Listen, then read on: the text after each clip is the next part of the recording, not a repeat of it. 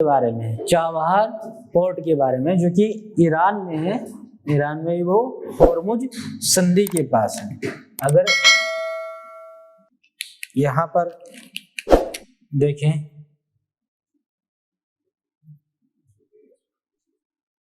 तो ये चाबहार पत्तन,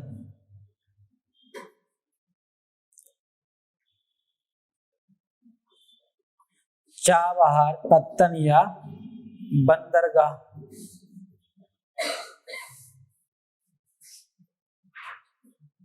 चाबहार पोर्ट, ठीक है। और वही मैंने पढ़ाया था पाकिस्तान में कौन सा पोर्ट है इधर, वो ग्वादर, ग्वादर पत्तन, ठीक है। तो ग्वादर पत्तन को भी देख लेंगे। तो पाकिस्तान का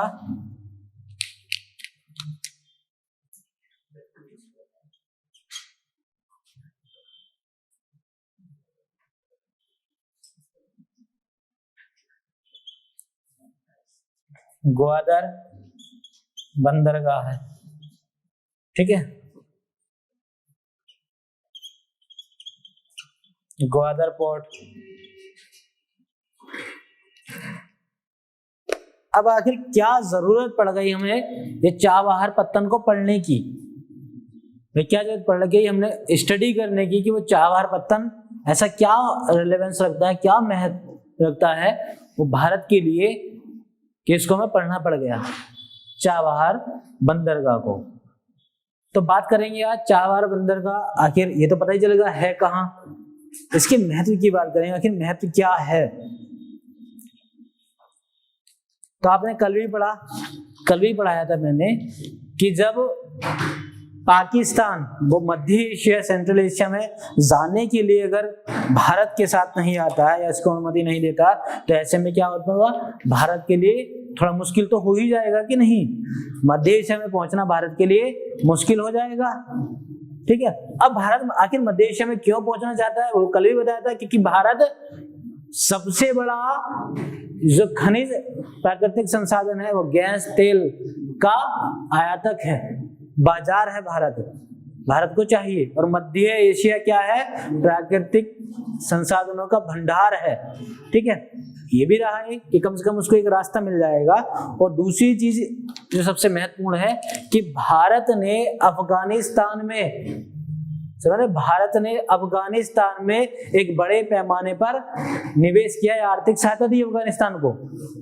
अफगानिस्तानी भाई जो तालिबान रहा था, कम से कम ऐसा तो है कि भाई तालिबान से पहले, जब तालिबानी शासन से पहले की बात करें 2001 से लेकर के 21 के बीच की अगर बात करें, तो इस बीच में क्या रहा, भारत और अफगानिस्तान के संबंध बेहतर थे, इसलिए भारत ने अफगानिस्तान को आर्थिक सहायता दी। इतना ही नहीं, अफगानी छात्रों को भारत में पढ़ने के लिए छात्रवृत्ति भी प्रदान की गई, कौशल विकास योजनाएं भी चलाई गई, और साथ ही साथ क्या, अफगानिस्तान के पुलिस फोर्स या सेना को मजबूत करने के लिए प्रशिक्षण भी दिया गया। तो जब इतना सब कुछ जो है अफगानिस्तान के लिए किया, सिर्फ इसलिए कि ताकि रास्ता मिल जाए, अब तालिबानी शासन आ गया 31 अगस्त 2021 की बात करें, तो तालिबानी शासन आ गया। तो अब ये लोग सोच रहे हैं, दुनिया सोच रही है कि जो अफगानिस्तान में भारत ने पैसा लगाया था, तो कहीं ऐसा तो नहीं है कि जो इन्वेस्टमेंट किया था ये डेड इन्वेस्टमेंट हो जाए। क्या हो जाए? डेड इन्वेस्टमेंट हो जाए, मतलब जो पैसा लगाया सब क्या हो, बेकार हो जाए। मगर नहीं भाई, ऐसे थोड़ी ना होगा, संभावनाएं तो ढूंढनी चाहिए जरूर, ठीक है। इसलिए भारत ने जो है ईरान के चाबहार बंदर का, क्योंकि यहाँ पाकिस्तान का वो ग्वादर बंदरगाह है जिसपे आप देख रहे हो पाकिस्तान और चीन ने आर्थिक कॉरिडोर भी बनाया था, व्यापार भी यहाँ से शुरुआत है। तो सिर्फ और सिर्फ अगर बात करें वो चाबहार और ग्वादर पत्तन, इन दोनों बंदरगाहों के बीच की दूरी लगभग 72 किलोमीटर है। कितनी है? 72 किलोमीटर के बीच की दूरी है इन दोनों बंदरगाहों के बीच में। इससे क्या होगा, जब यहाँ भारत की मौजूदगी होगी चाबहार बंदरगाह पे, तो स्वाभाविक है कि पाकिस्तान पर दबाव बढ़ेगा कि नहीं बढ़ेगा? बिल्कुल बढ़ेगा। पाकिस्तान ही नहीं बल्कि चीन पर भी दबाव बढ़ेगा, इसका चीन पर भी दबाव बनेगा। अब इसका आखिर भारत कैसे यूज करता है? तो मुंबई के बंदरगाह से भारत सीधे अपने व्यापारिक जहाज लेके जाता है, वो कहां? चाबहार पत्तन पर। ये इसका रूट होता है। इससे क्या है, भारत आसानी से पहुंच गया वो ईरान, अरब सागर होते हुए, ठीक है। अब ईरान से बाय रोड सड़क मार्ग उसने निकाला अफगानिस्तान में निकाला, ठीक है। अफगानिस्तान की राजधानी में पहुंच गया, काबुल में, समझे? अब भारत यहां से आसान है भारत के लिए कि मध्य एशिया में पहुंचना। रूस तक पहुंच जाएगा,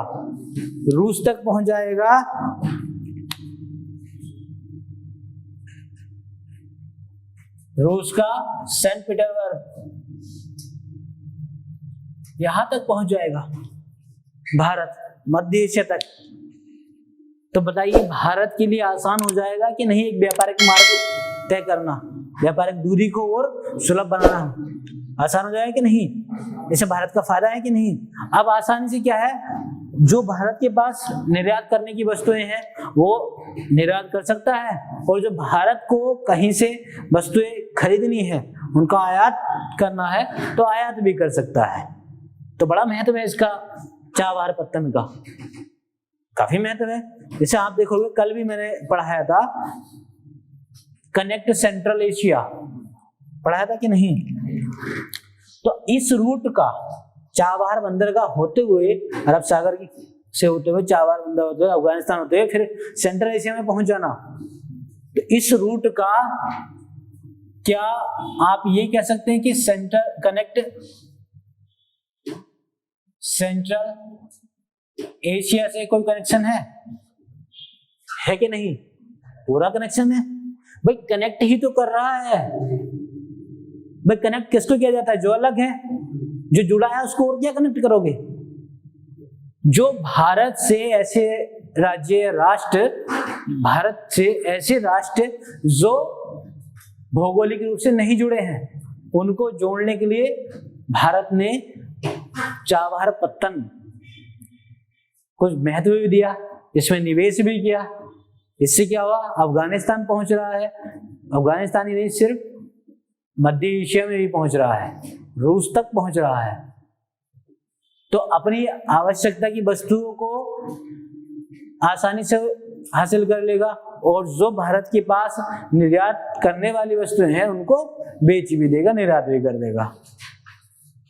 तो कनेक्ट सेंट्रल एशिया के लिए भी काफी महत्वपूर्ण भूमिका निभाता है। वो क्या?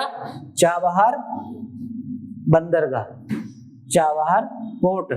इसी के माध्यम से भारत ऐसे राष्ट्र जिनकी सीमा भारत से नहीं मिलती है, उनको जोड़ने का प्रयास कर रहा है, ठीक है। तो आप समझ गए कि इसमें चाबहार पत्तन का कितना महत्व है, चाबहार पत्तन का कितना महत्व है, ठीक है। ईरान को क्या फायदा होगा, ये भी बात है कि नहीं? कि आखिर ईरान को फायदा क्या होगा कि ईरान मतलब क्यों भारत को आने दे रहा है? ईरान भारत को क्यों आने दे रहा है? कि दरअसल ईरान का और भारत का एक ये भी मान लीजिए एक संबंध ये भी है कि आपने पढ़ा होगा, आपको पढ़ाया था मैंने, परमाणु अप्रसार संधि, पढ़ाया था कि नहीं? इसका मतलब क्या था परमाणु अप्रसार संधि का? इसका मतलब ये है कि जो भी देश इस संधि पर हस्ताक्षर करेगा उनको जो इस संधि से संबंधित देश हैं उन्हीं से परमाणु सहायता प्रदान की जाएगी। और क्या इजाजत मिलेगी परमाणु बम बनाने की? नहीं मिलेगी। ठीक है, तो ऐसे में क्या है, ईरान ने इस संधि पर हस्ताक्षर नहीं किया। ईरान ने संधि पर हस्ताक्षर नहीं किया। क्या भारत ने किया था? नहीं, भारत ने भी नहीं किया। तो जब ईरान भी एक तरफ है, इस पॉइंट पे भारत भी एक तरफ है, तो दोनों की दोस्ती हो जाएगी नहीं? दोनों की दोस्ती हो जाएगी। क्या हम दोनों फ्रेंड, ये क्या हो गए? फ्रेंड, दोनों फ्रेंड हो गए। ठीक है, देखिए जब भी आप अगर फॉरेन पॉलिसी की बात करेंगे या अंतरराष्ट्रीय संबंधों की बात करोगे तो उसमें हित देखा जाता है, राष्ट्र हित देखा जाता है। ठीक है, कि कम से कम ऐसा तो नहीं कि मैं अकेला ही आवाज उठा रहा हूं, फिर ईरान भी साथ आया, ईरान के साथ फिर भारत भी आया कि भाई तुम अकेले नहीं हो, ये हम होने नहीं देंगे, ऐसे हम भी हैं साथ तुम्हारे। तो ईरान का ये फायदा है कि नहीं इसमें, कि जब दोस्ती हो गई तो ठीक है यार, हम आपके घर आ सकते हैं कि नहीं, जरूर आइए, चाय पे आइए। और जैसे ही चाय पे गए काम कर आए अपना। ठीक है, फायदे तो हैं। तो पहले इसमें थोड़ा लिख लेंगे, जितना आप लोगों ने समझा उतना लिख लेंगे। इसमें इतना क्लियर हुआ कि नहीं? चाबहार बंदरगाह का महत्व लिखिए इसमें पहले।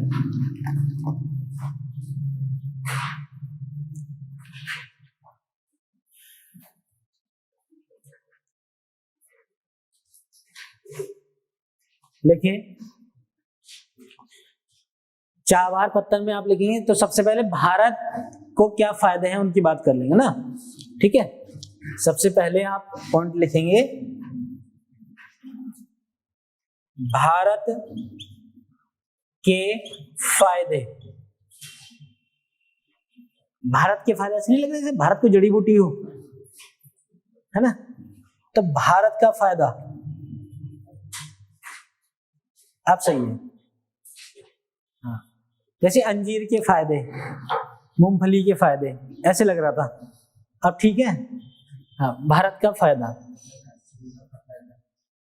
अब जो भी आप समझो, ठीक है, जो जो लिखना चाहे वो लिख लो। तो भारत का फायदा क्या है आखिर, या भारत का हित क्या है इस चाबहार बंदरगाह को लेकर के, चाबहार पत्तन को लेकर के, इसकी बात कर लेंगे। तो लिखिए इसमें, पाकिस्तान द्वारा, देखिए पाकिस्तान पीछा नहीं छोड़ेगा बेटा। अगर हम पाकिस्तान के आस पड़ोसी या इस हित की बात करें तब भी पाकिस्तान पीछा नहीं छोड़ने वाला। तो लिखिए, पाकिस्तान द्वारा पारगमन मार्ग न देने के कारण, पारगमन मतलब आने जाने का रास्ता, आने जाने का रास्ता ना देने के कारण अफगानिस्तान और मध्य एशिया में, अफगानिस्तान और मध्य एशिया में प्रवेश भारत के लिए अत्यधिक कठिन बन गया। प्रवेश भारत के लिए क्या हो गया? अत्यधिक कठिन बन गया।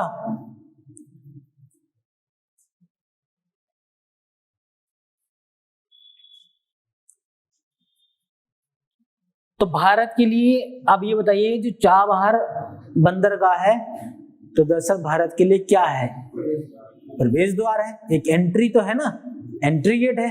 ठीक है, तो ये भारत के लिए क्या है? एक एंट्री गेट भी है, एंट्री गेट, प्रवेश द्वार भारत के लिए। ठीक है, तो लिख लेंगे इसमें, ईरान का चाबहार बंदरगाह, ईरान का चाबहार बंदरगाह अफगानिस्तान और मध्य एशिया का, अफगानिस्तान और मध्य एशिया का प्रवेश द्वार है, प्रवेश द्वार है।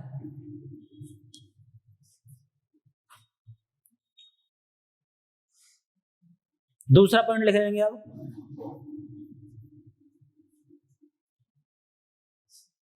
अब मुझे बताएंगे ये जो कनेक्ट सेंटर एशिया पॉलिसी रही तो ये कब चलाई गई थी? कल ही बताया था मैंने, 2021 में,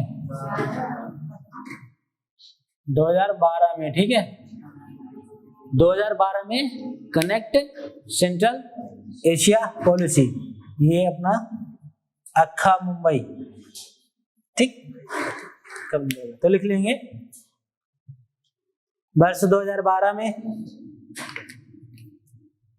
भारत के द्वारा, वर्ष 2012 में भारत के द्वारा कनेक्ट सेंट्रल एशिया पॉलिसी की शुरुआत की गई। कनेक्ट सेंट्रल एशिया पॉलिसी की शुरुआत की गई।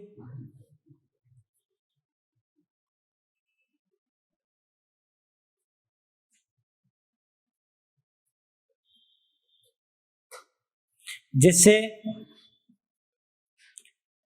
मध्य एशियाई देशों में, जैसे मध्य एशियाई देशों में पहुंचना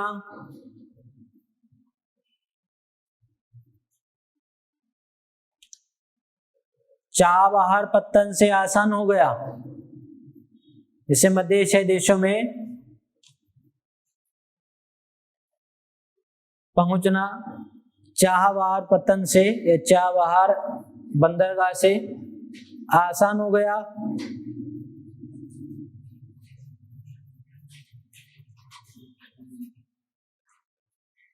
इससे भारत के व्यापार में, अच्छे बताइए कि मैंने बताया था कि भाई आयात निर्यात बढ़ेगा, तो इसका मतलब क्या है कि भारत के व्यापार में बढ़ोतरी होगी या कमी आ जाएगी? बढ़ोतरी होगी, बिल्कुल जाहिर सी बात है। तो ये लाइन लिख लीजिए, संभावनाएं हैं कि नहीं? पूरी पूरी संभावनाएं हैं। तो लिख लीजिए भारत के, जिससे भारत के व्यापार में वृद्धि की बड़ी संभावनाएं हैं, वृद्धि की बड़ी संभावनाएं हैं।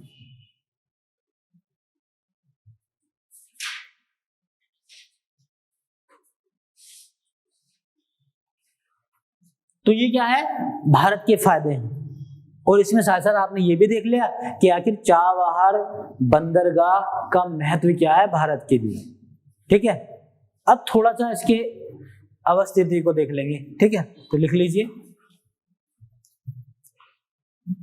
चाबहार बंदरगाह, चाबहार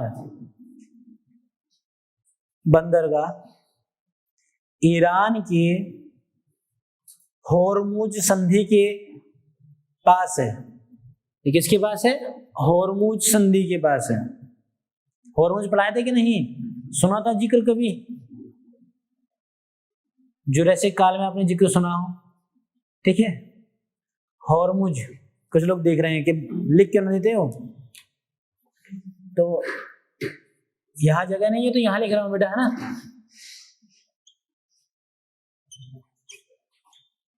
होर्मुज संधि,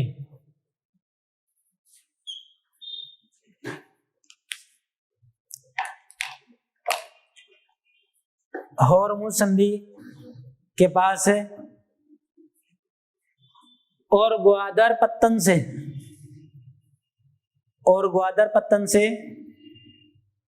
महज 72 किलोमीटर की दूरी पर है। और ग्वादर पत्तन से महज 72 किलोमीटर की दूरी पर है।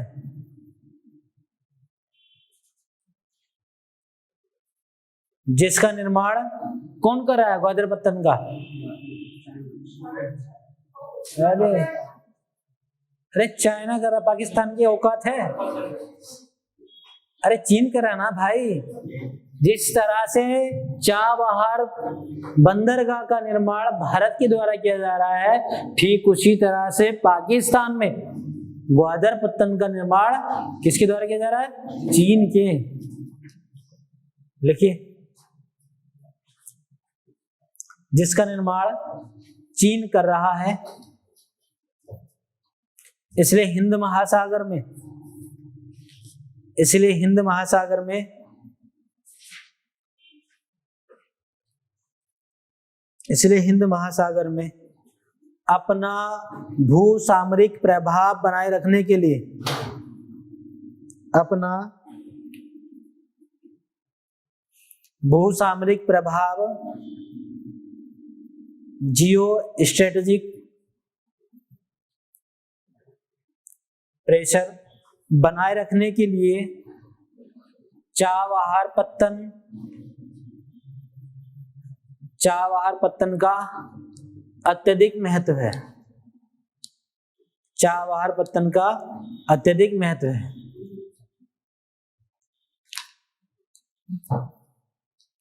तो एक तो क्या है,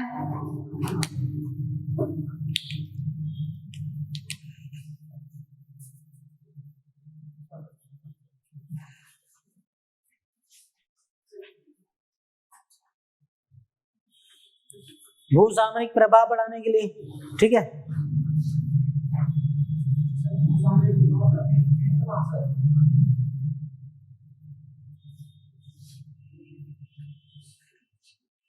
जियो स्ट्रेटेजिक प्रेशर, भाई ये पूरा हिंद महासागर ही तो है।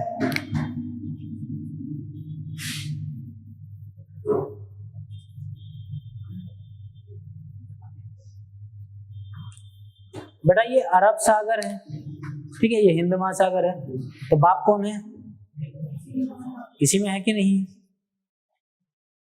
नहीं, अरे दादा अगर मैं इसको साफ कर दूं, ठीक है, मान लीजिए, तो पूरा दायरा किस में आएगा, किस में आएगा, हिंद महासागर में आएगा कि नहीं?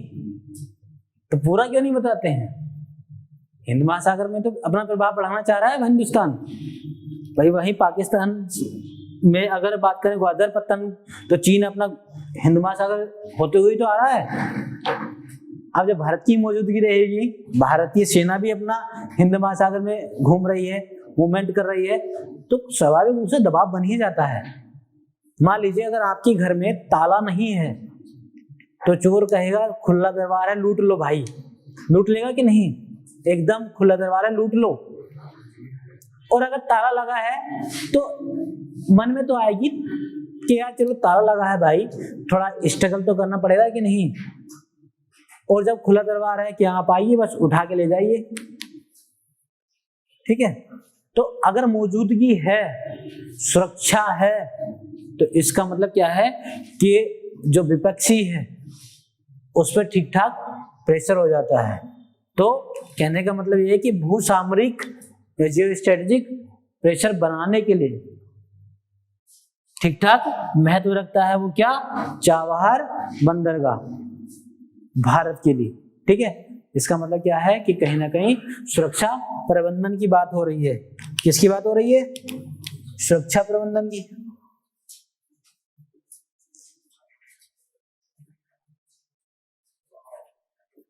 सुरक्षा प्रबंधन की बात हो रही है। दूसरा फायदा और क्या ढूंढ रहा है भारत? दूसरा फायदा और क्या ढूंढ रहा है भाई? सामरिक दृष्टि से आपने देख लिया, टू द पॉइंट देखा करो कि एक तो सामरिक दृष्टि से हो गया, चलो वो सेना वाला मामला हमने देख लिया। दूसरा और क्या हो सकता है भाई? भारत ईरान के संबंध भी तो हो सकते हैं, वो जियोपॉलिटिक्स, ठीक है, तो संबंध पॉलिटिक्स में तो आएंगे।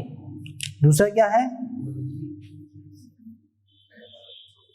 भू राजनीति, जियोपॉलिटिक्स का मतलब क्या है कि वो भारत और ईरान के संबंधों की बात कर रहे हैं, यही ना हुआ? वो क्या कर रहे हैं? भारत ईरान संबंधों की बात कर रहे हैं। इससे क्या है, भारत ईरान के संबंध मजबूत हो रहे हैं कि नहीं? मजबूत हो रहे हैं इससे। और बताइए, और सोच के बताइए। आपने देख लिया सामरिक दृष्टि से, राजनीतिक दृष्टि से देख लिया, और बताइए जो सबसे महत्वपूर्ण आर्थिक दृष्टि से, ठीक है, आर्थिक दृष्टि से, जियो इकोनॉमिक, ये भी तो लाभ ढूंढ रहा है भारत के, नहीं ढूंढ रहा? तो बेटा यहां तो बचा नहीं, कहां लिख दें? इसके यहां पहुंचा देते हैं, ठीक है। कोई दिक्कत तो नहीं है, यहां पहुंचा रहे हैं। तो ये क्या हो गया, भू आर्थिक, जियो इकोनॉमिक। जियो इकोनॉमिक प्रेशर की बात कर रहे हैं, तो इसका मतलब क्या है, वो व्यापार की बात कर रहे हैं, व्यापारिक संबंधों की बात कर रहे हैं, ऊर्जा की बात कर रहे हैं, ठीक है। इसका मतलब क्या है, वो व्यापारिक संबंध, ऊर्जा की बात कर रहे हैं। तो भारत के यही तो हित है, यही तो फायदा है, ठीक है। ये तीर उर बना रहा हूं तो बेटा, अगर आप लोग क्लास में अलर्ट नहीं रहोगे तो फिर तीर ही नजर आएगा किधर से निकला। तो एक बार फिर से समझ लें इसको, एक बार फिर से समझ लें। हाँ, तो भारत का फायदा आखिर चाबहार पत्तन को लेकर के, चाबहार बंदरगाह को लेकर के क्या है, तो अलग अलग कैटेगरी में से वो भूसामरिक, जियो स्ट्रेटेजिक प्रेशर। कहने का मतलब है कि हिंद महासागर में अगर चीन उपस्थित हो रहा है, वो ग्वादर पत्तन को मजबूत कर रहा है, तो इसका मतलब है चीन हिंद महासागर में अपनी एक्टिविटी बढ़ाना चाह रहा है। उसी एक्टिविटी, चीन का प्रभाव करने के लिए और अपना प्रभाव बढ़ाने के लिए हिंद महासागर में भारत चाबहार पत्तन को बना रहा है, निर्माण कर रहा है उसका। तो इसकी बात क्या है, अगर एक पॉइंट में इसको बोले तो भारत को कौन सा फायदा हो गया, भूसामरिक फायदा।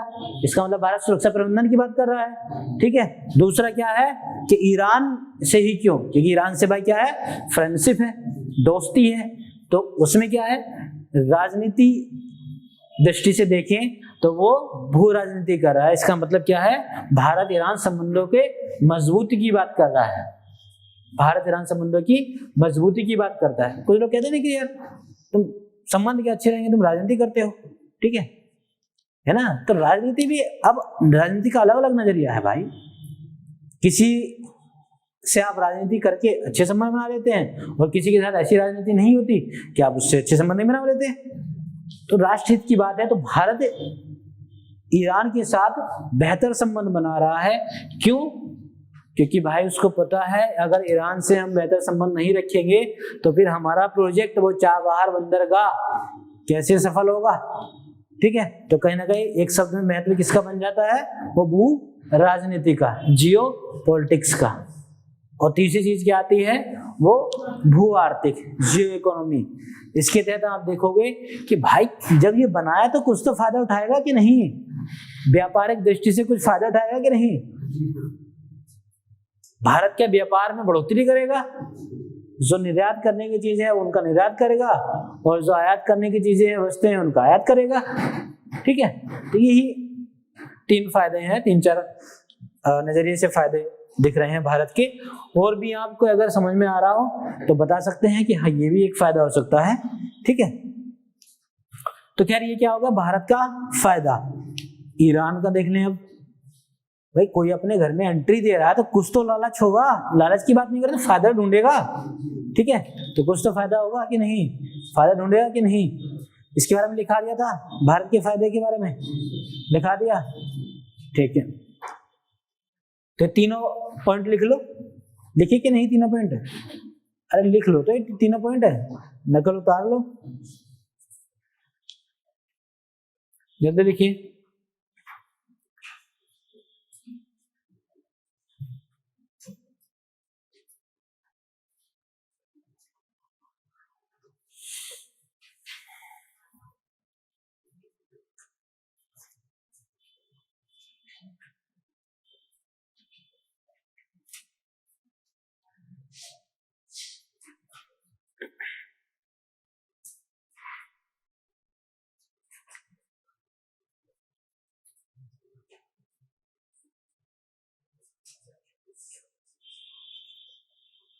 इतना हो गया, ठीक है।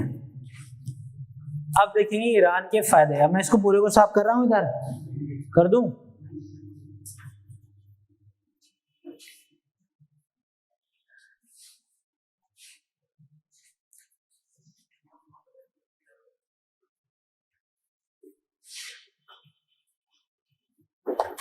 तो अब देख लेंगे ईरान का फायदा कि आखिर ईरान का क्या फायदा है कि वो ईरान में चाबहार पत्तन को बढ़ावा दे रहा है या बनने दे रहा है, निर्माण उसका करने दे रहा है।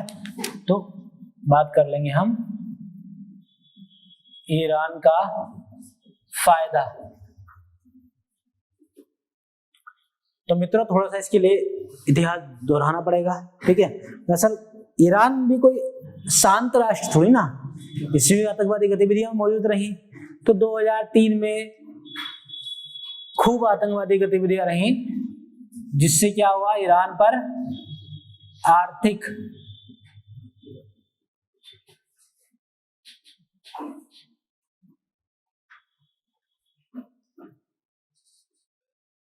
आर्थिक प्रबंध या स्टॉपर लिख लीजिए, इकोनॉमिक स्टॉपर।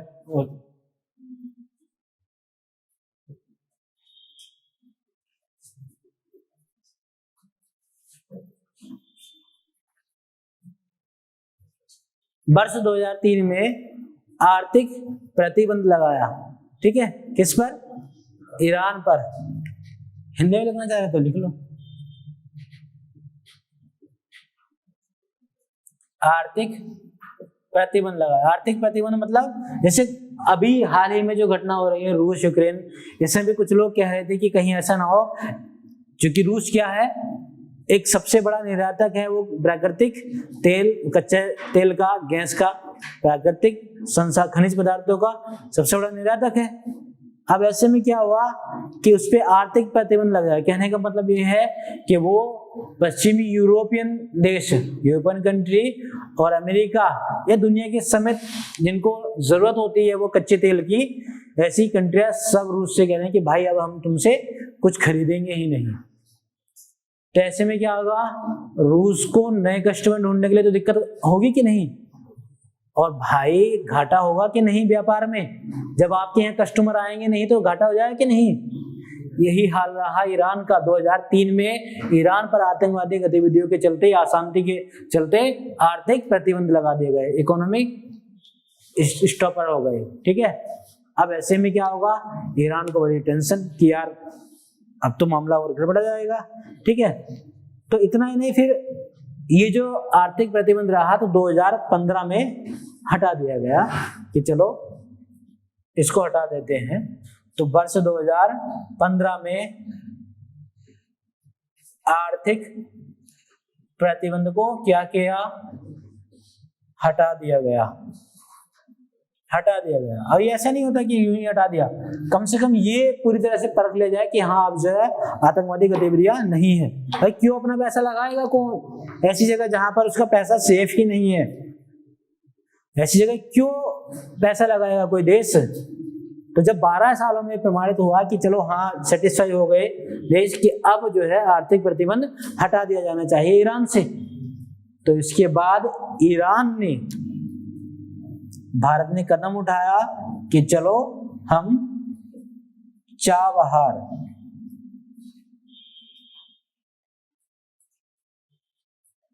बंदरगाह का निर्माण करते हैं। क्यों? क्योंकि उधर चीन क्या कर रहा था, पाकिस्तान में ग्वादर पत्तन का निर्माण कर रहा था, और इसी चाबहार पत्तन का फायदा उठाने के लिए ईरान क्या कर रहा है, दुनिया के अनेक देशों से या देशों को आमंत्रित कर रहा है कि भाई हमारे यहाँ एक पोर्ट भी है, समझ रहे हो, चाबहार बंदरगाह हमारे यहाँ, आप व्यापार आसानी से कर सकते हो। अल हबीबी कर सकते कि नहीं जी, माशाअल्लाह हो जाएंगे वो, एकदम मजा आ जाएंगे उनके। तो ये क्या है, एक निमंत्रण दे रहा है दुनिया के देशों को कि आप आइए हमारे देश में पैसा लगाइए, हमारे देश में विकल्प हैं बहुत, हमारे देश में आप लोग अपने जो देश की वस्तुएं हैं उनका निर्यात कर सकते हैं, यहाँ मार्केट है, यहाँ पैसा लगाइए। तो ईरान का फायदा है कि नहीं, उससे ईरान का क्या होगा, आर्थिक विकास भी होगा, ठीक है। तो यही फायदा है। क्यों, इसकी वजह क्या है भाई, देखिए जो पड़ोसी है तो उससे तो मामला खटपट रहती है, फिर पड़ोसी का फायदा क्या अगर खटपट ना हो, शांत पड़ोसी तो क्या फायदा है कि मर गया क्या, एहसास तो भी होगा जब खटपट रहेगी। ऐसे में जो गल्फ कंट्री है, इधर की जो गल्फ डिवीजन आ जाएगा, इसमें सऊदी अरब का जो क्षेत्र है, या फिर संयुक्त अरब अमीरात, ये पूरा जो गल्फ कंट्री है ये खुद को अपना डेवलप कर रहा है, जो पश्चिमी एशिया का है ये खुद को डेवलप कर रहा है। तो फिर ऐसे में ईरान क्यों पीछे रहेगा भाई? ऐसे में ईरान क्यों पीछे रहेगा? ईरान ने कहा हम भी निमंत्रण देंगे दुनिया के तमाम देशों को। ईरान जो है इस चाबहार बंदरगाह के माध्यम से निमंत्रण दे रहा है कि आप हमारे यहाँ आइए, निवेश कीजिए, व्यापार कीजिए, पैसा लगाइए, संभावनाएं हैं वो बता रहा है। ठीक है, क्यों? क्योंकि भाई क्षेत्र क्या है? प्राकृतिक संसाधनों के भंडार हैं सेंट्रल एशिया वाले। ठीक है, तो ईरान का फायदा है कि नहीं? पूरा फायदा है। तो लिख लेंगे मित्रों इसमें ईरान का फायदा।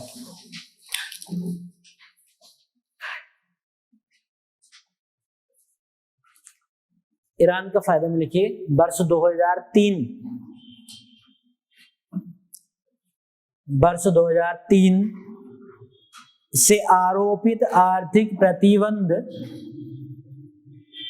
वर्ष 2003 से आरोपित आर्थिक प्रतिबंध 2015 में हटा लिया गया। 2015 में हटा लिया गया, जिसके परिणाम स्वरूप ईरान अपने विकास के लिए, तेजी से लिखेंगे, जिसके परिणाम स्वरूप ईरान अपने विकास के लिए ज्यादा से ज्यादा निवेश आकर्षित कर रहा है। ज्यादा से ज्यादा निवेश आकर्षित कर रहा है।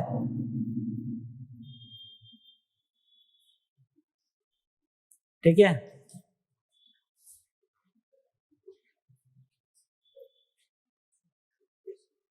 अगला बिंदु लिख लेंगे पश्चिम एशिया में संयुक्त अरब अमीरात, पश्चिम एशिया में संयुक्त अरब अमीरात, सऊदी अरब, कतर,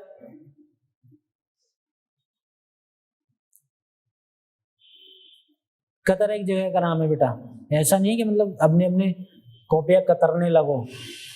ठीक है, कतर स्वयं को संयुक्त अरब अमीरात, सऊदी अरब, कतर स्वयं को व्यापारिक केंद्र के रूप में विकसित कर रहे हैं। स्वयं को व्यापारिक केंद्र के रूप में विकसित कर रहे हैं।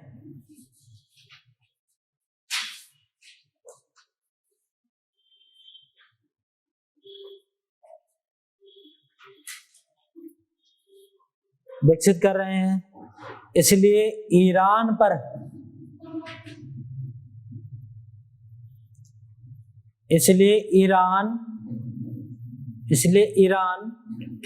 इस बंदरगाह के माध्यम से लिखिए। इसलिए ईरान इस बंदरगाह मतलब वो चाबहार बंदरगाह की बात हो रही है, ब्रैकेट में लिख लो चाहे। इस बंदरगाह के माध्यम से अपना आर्थिक विकास बढ़ाने का, इस बंदरगाह के माध्यम से अपना आर्थिक विकास बढ़ाने का प्रयत्न कर रहा है।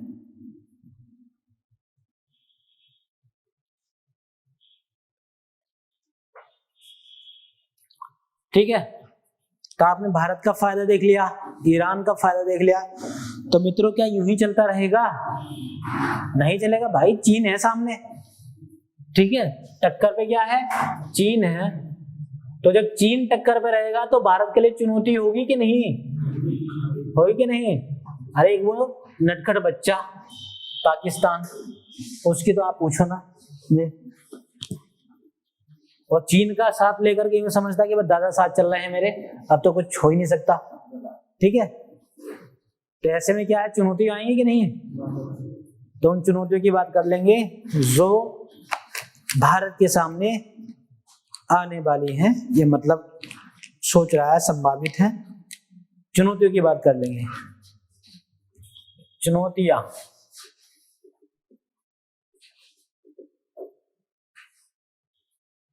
अब भाई भारत ने ये वादा तो कर दिया ईरान से कि हम चाबहार पत्तन या बंदरगाह को बनाएंगे, अच्छे से कोई दिक्कत नहीं आएगी। क्योंकि भारत ने कई जगह भी जो है आर्थिक परियोजनाओं का वादा किया, कई देशों से भी। अब भारत के लिए भी तमाम प्रोजेक्ट हैं। अब भारत सिर्फ ऐसा तो नहीं है कि सिर्फ जो है ये चाबहार बंदरगाह पे ही अपना फोकस कर ले। ठीक है, तो भाई ऐसे में क्या हो रहा है, भारत के द्वारा इन परियोजनाओं के क्रियान्वयन में थोड़ा विलंब हो रहा है। ठीक है, इन परियोजना के क्रियान्वयन में क्या हो रहा है, विलंब हो रहा है। अब बताइए कि कोई आपको बोल जाए कि मैं आपकी सहायता करूंगा और टालता रहे तो गुस्सा आएगा कि नहीं? बिल्कुल गुस्सा आएगा कि भाई बता देते यार, हम आपके भरोसे बैठे हैं। चीन भी तो है, यही करना चाह रहा है ईरान। ईरान इस बात पे विचार कर रहा है कि हमें तो देखिए राष्ट्रहित चाहिए, कोई भी यही सोचता है कि आप तो दूसरे यहाँ अपना देशों में प्रोजेक्ट चला रहे हो, हमसे वादा कर रहे, खाली जगह घिर गए कि या तो इसको कीजिए वरना चीन की ओर चला जाएगा। तो ये क्या है, चुनौती है कि नहीं? तो लिख लीजिए, लिखिए चुनौती। भारत के द्वारा, तेजी से लिखेंगे, भारत के द्वारा अन्य देशों के साथ, भारत के द्वारा अन्य देशों के साथ आधारभूत संरचना के विकास के लिए, आधारभूत संरचना के विकास के लिए निर्मित परियोजनाओं को पूर्ण करने में, निर्मित परियोजनाओं को पूर्ण करने में विलंब किया गया है, विलंब किया गया है।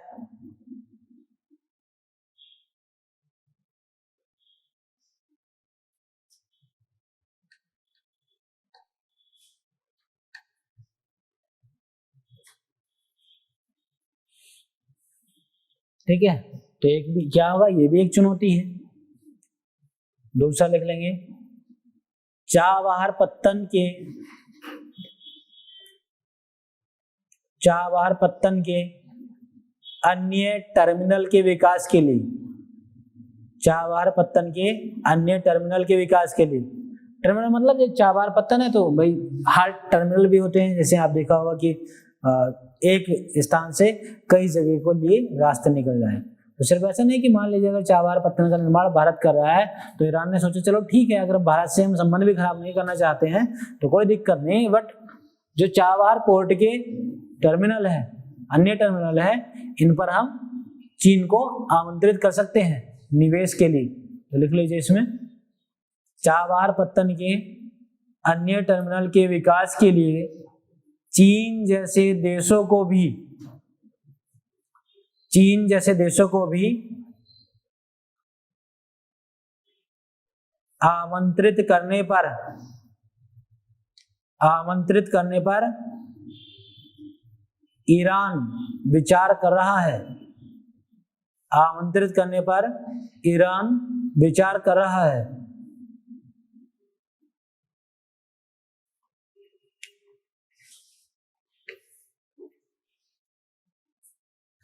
ठीक है, तो अब कुल मिला के अगर आपसे ये पूछ ले कि भाई ये बताइए कि चाबहार पत्तन का भारत के लिए क्या महत्व है, आखिर भारत के क्या फायदे हैं और ईरान के क्या फायदे हैं, साथ ही यह भी बताए कि भारत के लिए क्या चुनौतियां आएंगी इस चाबहार पत्तन के लिए। तो आप बता पाओगे कि नहीं? आसानी से बता दोगे। और ये पूछ ले कि निष्कर्ष बताइए, आखिर निष्कर्ष क्या निकाला आपने, कि रिलेवेंस क्या है इसका, ठीक है, निष्कर्ष क्या निकाला चार बार पत्तन के संबंध में? तो भाई पता है कि भारत के एक तो भू सामरिक दृष्टि से, भू राजनीतिक दृष्टि से और भू आर्थिक दृष्टि से चाबहार पत्तन क्या है, एक महत्वपूर्ण भूमिका निभाता है, जिससे क्या होगा, भारत और मध्य एशिया से होते हुए, मतलब ईरान से होते हुए, अफगानिस्तान से होते हुए मध्य एशिया, यहाँ तक कि रूस तक पहुंच जाता है। ठीक है, तो इससे क्या होगा, कहीं ना कहीं भारत के व्यापार में बढ़ोतरी होगी। ठीक है, तो यही लिख लेंगे, लिख लीजिए निष्कर्ष के तौर पर। निष्कर्ष लिखिए, चाबहार पत्तन के विकास का समझौता, चाबहार पत्तन के विकास का समझौता भारत के लिए सामरिक और आर्थिक रूप में, भारत के लिए सामरिक और आर्थिक रूप में अत्यधिक महत्वपूर्ण है, अत्यधिक महत्वपूर्ण है।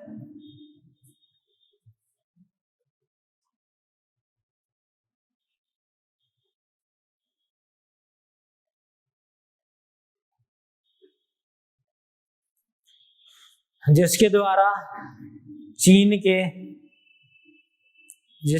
चीन के समुद्री सिल्क परियोजना के विकल्प, जिसके द्वारा चीन के समुद्री सिल्क परियोजना, पढ़ाया था कि नहीं सिल्क रूट प्रोजेक्ट के बारे में? हाँ, तो ये क्या है, सिल्क रूट प्रोजेक्ट का भी एक ऑप्शन है, भारत के लिए ऑप्शन तो है, जिसके द्वारा चीन के समुद्री सिल्क परियोजना के विकल्प निर्मित करने का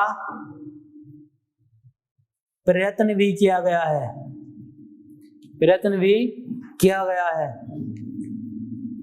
और भविष्य में ईरान से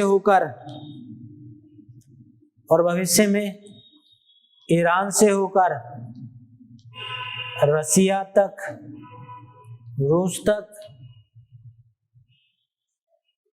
उत्तर दक्षिण गलियारे का भी निर्माण किया जाएगा, उत्तर दक्षिण गलियारे का भी, कॉरिडोर का, नॉर्थ साउथ कॉरिडोर का भी निर्माण किया जाएगा।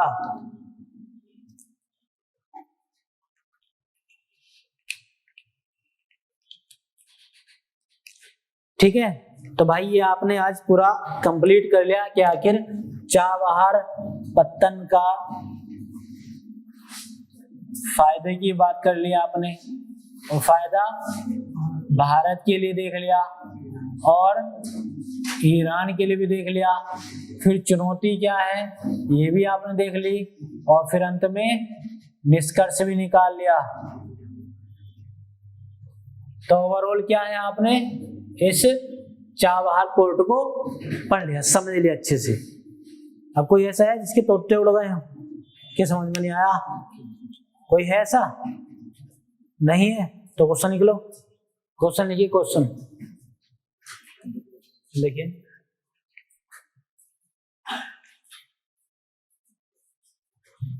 भारत के लिए चाबहार बंदरगाह, भारत के लिए चाबहार बंदरगाह के महत्व का उल्लेख कीजिए, के महत्व का उल्लेख कीजिए। तो मित्रों ध्यान रखना, उल्लेख तो करोगे, ये नहीं कि सिर्फ लिखना ही लिखना है, मैप भी बनाना है। ठीक है, मैप सिनॉप्सिस, चार्ट, डायग्राम, ये सब चीजें अगर बनाओगे तो आसानी रहेगी, आपको नंबर भी अच्छे मिल जाएंगे। क्योंकि इतना समय नहीं होता कि आपकी जो कॉपी चेक कर रहा है एग्जामिनर वो पेज पलट के देखे, और आपके पास भी इतना समय नहीं कि आप अच्छी राइटिंग बना के लिखे हो, तेजी से लिखना होता है, तो कम समय में मैनेजमेंट अच्छा करना होता है। ठीक है, ताकि सिलेक्शन हो जाए। ठीक है, तो आज के लिए इतना ही मित्रों, समाप्त करते हैं, आज के लिए इतना ही। ठीक है।